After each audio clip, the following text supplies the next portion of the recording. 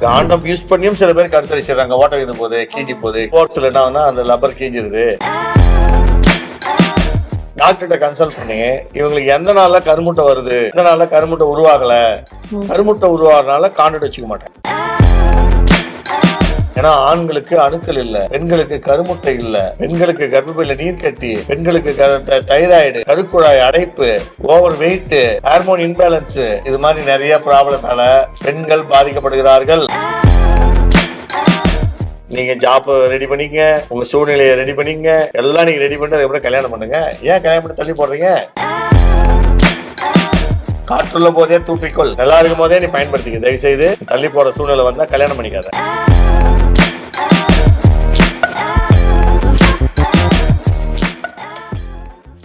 Hi hello வணக்கம், my most lovely anchor. So இன்னைக்கு பார்த்தீங்க அப்படின்னா எப்போதும் போல ஒரு கேள்வியோட நான் ரெடியா இருக்கேன். பதில் சொல்றதுக்கு அருணாச்சலேஸ்வரா ஹெர்பல் கேர் பிரைவேட் லிமிடெடோட மருத்துவர் நிறுவனர் பழனி ஐயா ரெடியா இருக்காங்க. வணக்கம் சார். வணக்கம். வணக்கம் சார். நம்ம Arunachaleswara herbal care private limited பார்த்தீங்கன்னா தமிழ்நாடு மட்டும் இல்லை, இந்தியா மட்டும் இல்லை, வேர்ல்டு ஃபுல்லாக எல்லா இடத்துலையுமே எங்கிட்ட இருக்கு. ஸோ உங்களுக்கு வந்து பார்த்தீங்க அப்படின்னா உங்கள் ஊரில் அப்பப்போ கேம்பிங் நடக்கும்.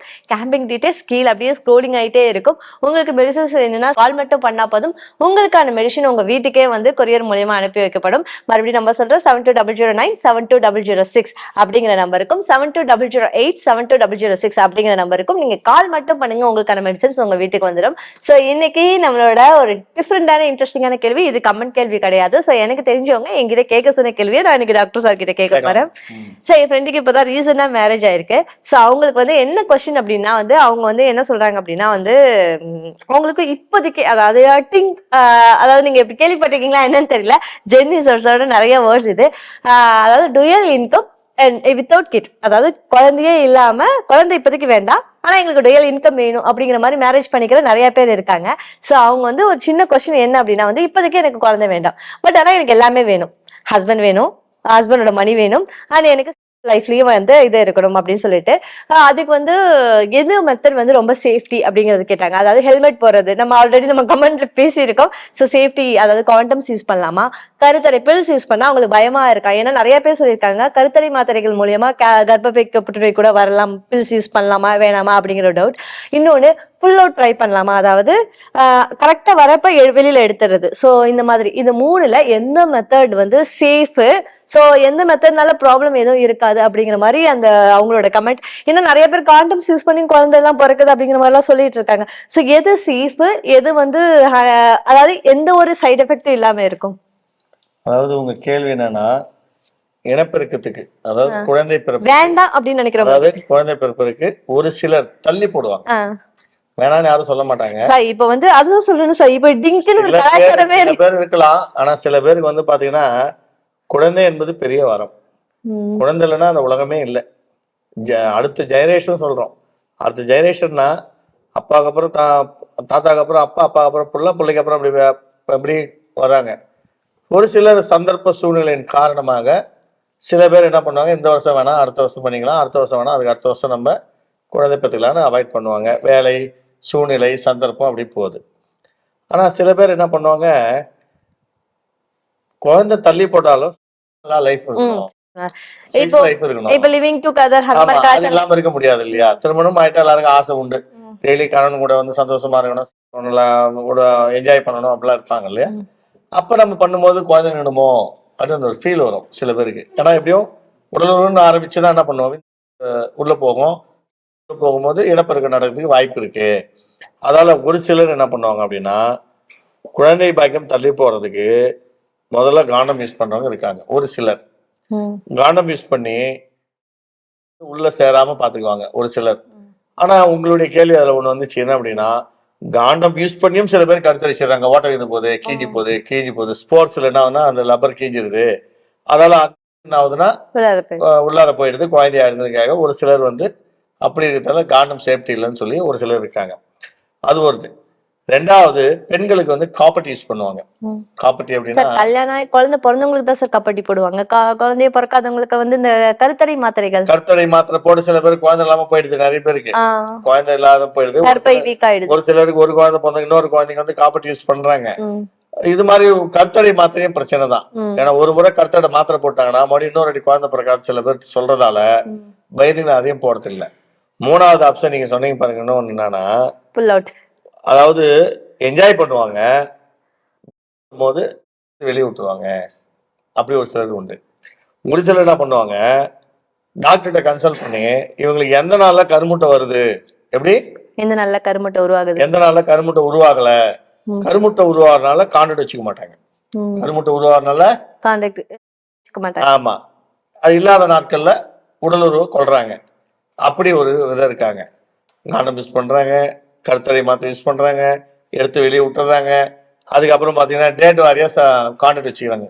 இப்படி பலவிதமான காரணங்களால் இனப்பெருக்கத்தை குழந்தைய தள்ளி போடுறாங்க. ஆனா அது எல்லாமே நான் என்ன சொல்லுவேன்னா தப்புன்னு சொல்லுவேன்.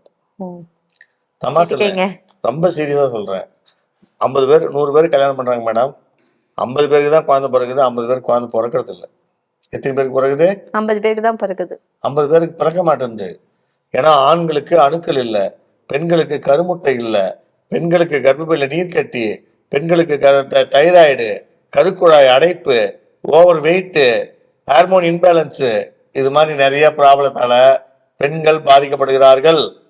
ஆண்களுக்கு அணுக்கள் இல்லை, ஆண்மைத்தன்மை இல்லை, உடலுறவு திருப்தி இல்லை, ஆண் உறுப்பு சிறிதா இருக்கு, சர்க்கரையினால் பாதிக்கப்பட்டு உயிரணுக்கள் குறைவா இருக்கு, உயிரணுக்கள் இல்லாமல் இருக்கு, விதைப்பையில அடைப்பு இருக்கு, விதைப்பையில வெரிகோசல் இருக்கு, இப்படிலாம் நிறைய ப்ராப்ளங்கள் வருது. இப்படிலாம் ப்ராப்ளம் வந்தா குழந்தை பாய்க்க தள்ளி போகணும்னு ஆசை இருக்கு. ஆனா இவ்வளவு பிரச்சனை வந்தா எப்படி தள்ளி போட ஆசை வரும்? பயம்தான் வரும். தயவுசெய்து தம்பதிகள் அனைவருக்கும் என்னுடைய அன்பான வேண்டுகோள், நீங்க உங்களுடைய ஜெனரேஷன்ல அம்மா மாதிரி புள்ளன்றோம், அப்பா மாதிரி கிராம குழந்தைங்கன்றோம். அது வந்து ஒரு தலைமுறை சார். இப்ப வந்து வேணான்னு இப்போதைக்கு வேணாம்னு நினைக்கிறவங்களுக்கு எந்த மெத்தட் சேஃப்? நான் தான் சொன்னேன், வேணான்னு முடியே பண்ண வேணான்றேன் நான். அதுதான் காலங்கள் மாறி போச்சு மேடம். அந்த காலத்தை தள்ளி போட்டாங்க, நியாயமானது மேடம். இப்ப தள்ளியே போடக்கூடாதுன்ற. சரி நீங்க தள்ளி போடுறீங்கன்னு வச்சுக்கோங்க, உங்க பிரகாரம் வரேன். சந்தர்ப்பம், சூழ்நிலை, ஜாப் கிடைக்கணும், வீட்டுக்காரர் வெளியே நாடு போய் தான் வரணும், வந்த பிறகுதான் வந்து குழந்தை பத்திக்கணும், ஏதோ சந்தர்ப்பம் சொன்னாலும் தள்ளி போடுறான்னு வச்சுங்க.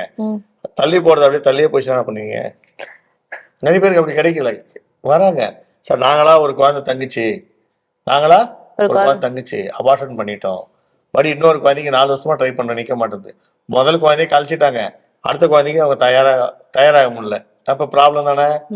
அதனால தயவுசெய்து குழந்தைன்னு ஒண்ணு கிடைச்சிச்சுன்னா நீங்க என்ன பண்ணுங்க, நீங்க ஜாப் ரெடி பண்ணிக்க, உங்க சூழ்நிலையை ரெடி பண்ணிக்க, எல்லாம் நீங்க ரெடி பண்ணிட்டு அதுக்கப்புறம் கல்யாணம் பண்ணுங்க. ஏன் கல்யாணம் பண்ணி தள்ளி போடுறீங்க? கரெக்டா இல்லையா? சரி சார், இந்த லிவிங் டுகெதர் அது இதுன்னு இப்ப சொல்றேன், அந்த மாதிரிலாம் பண்ணவே கூடாதுங்கிறீங்களா? ஆமா, இப்ப தள்ளி போட வேணாம் தான் என்னுடைய டாக்டர். நானு என் குழந்தை பையன் தள்ளி போடணுமான்னு சொன்னா இப்ப காலத்துக்கு வேணாம்னு சொல்றேன் நான். உங்க சூழ்நிலை எனக்கு தெரியாது, ஆனால் தள்ளி போட்டா தள்ளி போயிடுது, நிறைய பேருக்கு கிடைக்காம போயிடுது. சரி ஒரு லக்கு, நீங்க காண்டம் யூஸ் பண்ணி வச்சு ஒரு வருஷம் பண்றீங்க, சரி தள்ளி போட்டீங்க. ஒரு வருஷம் கருத்தடை மாத்திரையும் போடுறீங்க, தள்ளி போட்டீங்க. சரி ஒரு வருஷம் அந்த விந்து வெளியே விட்டுறீங்க, தள்ளி போட்டீங்க. சரி இதுக்கு இடையில வந்து அந்த அம்மாவுக்கு நீர் கட்டி வந்து என்ன பண்றது? அந்த அம்மாவுக்கு இடையில அடைப்பு வந்தா என்ன பண்றது? அந்த அம்மாவுக்கு தைராய்டு வந்தா என்ன பண்றது? இருக்கு அணுக்கள் இருக்கிற அணுக்களும் போயிட்டா என்ன பண்றது? காற்றுள்ள போதே தூற்றிக்கொள், காற்றுள்ள போதே தூற்றிக்கொள், நல்லா இருக்கும் போதே நீ பயன்படுத்திக்க. தயவு செய்து தள்ளி போற சூழ்நிலை வந்தா கல்யாணம் பண்ணிக்காத. கல்யாணத்துல எல்லாம் உன்னுடைய வேலைகள் எல்லாத்தையும் முடிச்சுட்டு கல்யாணம் பண்ணுமா, 3 மாசத்துல குழந்தை உண்டாயிடணும், இல்ல 6 மாசத்துல குழந்தை உண்டாயிடணும். இந்த 6 மாசத்துக்குள்ள உங்களுக்கு குழந்தை உண்டாகலன்னா கண்டிப்பா நீங்க டாக்டர் ஆலோசனை பண்ணணும், சிகிச்சை கொள்ளணும். உங்களுக்கு குழந்தை பாக்கியம் முக்கியம், மருத்துவத்தை சாப்பிட்டு குழந்தை பெற்றுக்குங்க. தள்ளி போற சூழ்நிலை வந்துச்சு அப்படின்னா இந்த இவங்க ஃப்ரெண்டு சொன்ன மாதிரி காண்டம் யூஸ் பண்ணி பாருங்க, நான் வேணாம்னு சொல்லல, கருத்தடை மாத்திரை போட்டு வேணாம். ஏதாவது ஒண்ணு இதுதான் பெஸ்ட் சேஃப் அப்படின்னா எது நீங்க சஜஸ்ட் எனக்கு தெரிஞ்சு காண்டம், அவ்வளவுதான். காண்டத்திலே நிறைய கம்பெனி எல்லாம் இருக்குது, பிராண்ட் எல்லாம் இருக்குது, விதவிதமான பிராண்ட் இருக்கு, ஃபிளேவர்ஸ் இருக்குது. ஏதாவது நல்லதா பார்த்து, நல்லா ஸ்ட்ராங்கானதா பார்த்து அது தள்ளி போற நாட்கள்ல போட்டு யூஸ் பண்ணுங்க. இல்லாட்டி இப்ப டேட் வந்து நான் சொன்ன பாருங்க, ஃபாலிகுலர் ஸ்டடி பார்த்து எந்த நாள்ல கருமுட்டை இல்லையோ அந்த நாள்ல காண்டமே யூஸ் பண்ணாம என்ஜாய் பண்ணுங்க. தயவுசெய்து தள்ளி போடாதீங்க. என்னுடைய சொந்த அட்வைஸ், குழந்தை பாக்கியம் என்பது பெரிய வரம், அதை உடனே தள்ளி போடாதீங்க, உடனே பெற்றுங்க, சந்தோஷமா இருங்க. ஓகே, கண்டிப்பா நேயர்கள் எல்லாருக்கும் புரிஞ்சிருக்கும்னு நினைக்கிறேன். ஸோ வந்து நீங்க வந்து இருக்கிறது தப்பு கிடையாது. ஸோ வந்து குழந்தைய வந்து அதுக்கான டைமிங் வந்து டியூரேஷன் வந்து நீங்க தள்ளி போடாதீங்க. அப்படி இருக்கணும் அப்படின்னா கண்டிப்பா அதுக்கான ஒரே ஒரு சேஃபான மெத்தட் ஹெல்மெட் யூஸ் பண்ணதான் அப்படிங்கிற மாதிரி டாக்டர் சொல்லியிருக்காரு. ஸோ நீங்க வந்து உங்க ஒய்ஃப் கூடயோ உங்க கேர்ள் ஃபிரெண்ட் கூடயோ செக்ஸ் வச்சுக்கணும்னு நினைச்சீங்கன்னா இந்த மெத்தட் மட்டும் யூஸ் பண்ணுங்க. ஸோ இதே மாதிரி உங்களுக்கு நிறைய கேள்விகளுக்கு ஏதாவது கேட்கணும்னு தோணுச்சுன்னா கமெண்ட் பாக்ஸ்ல கமெண்ட் பண்ணுங்க. நம்ம சேனல் சப்ஸ்கிரைப் பண்ணாம பார்த்துட்டு இருக்கோங்க எல்லாருமே சப்ஸ்கிரைப் பண்ணுங்க, லைக் பண்ணுங்க. உங்க ஃப்ரெண்ட்ஸுக்கு எல்லாருக்கும் இதே மாதிரி டவுட்ஸ் உள்ள ஃப்ரெண்ட்ஸ்க்கு எல்லாருக்கும் ஷேர் பண்ணுங்க.